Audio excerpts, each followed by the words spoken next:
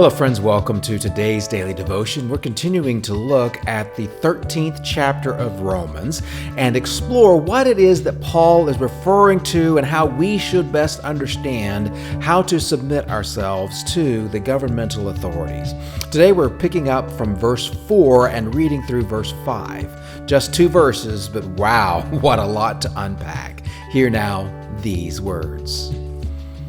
For they, meaning those authorities, are God's servants, appointed for your good.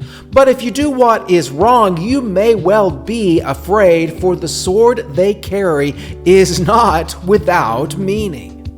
They are God's servants to inflict his punishments on those who do wrong. You are bound, therefore, to obey, not only through fear of God's punishments, but also as a matter of conscience.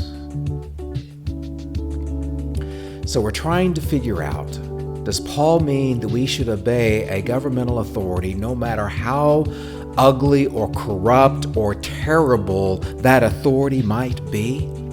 Well, yesterday we discussed that it seems to be a little bit of confusion about how to best understand the hierarchy of authority that Paul is establishing. And let's make this clear from the outset. Paul wants us to know that Jesus is our extreme highest authority, and any other kind of authority is derivative from that.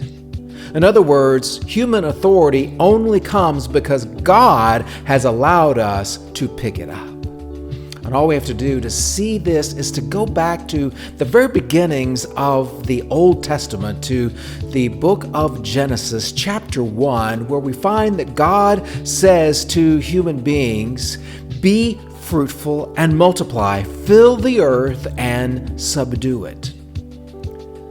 That is God's authority being delegated to humanity. But just as we have twisted the idea of subdue to mean destroy instead of steward, so have we taken authority over people in a governmental sense and made it often to fall into selfish and cruel instead of other-oriented and benevolent. We need government. We need good government. Government has the power to punish, to become an agent of God's wrath, so that when things are done wrong, the government has the authority to be the agents of God's wrath. But not necessarily of God's judgment.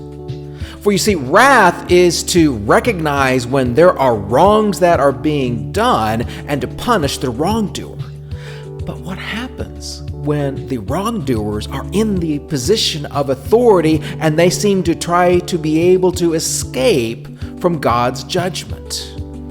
Well, that is still to be worked on. But here, understand, be aware of government's ability to enforce consequences. So does all of this mean that Paul is really messed up and misguided and simply wrong when he talks about us handling the authority of government and accepting it? No. But what it does mean is we need to better understand his cultural context. What was it that he was driving at? What was the purpose of him writing these words? Because we need to be careful not to put a blanket over what Paul means as a Band-Aid. So let's not get too far, too fast, and hang there with me as we go into tomorrow's next daily devotion.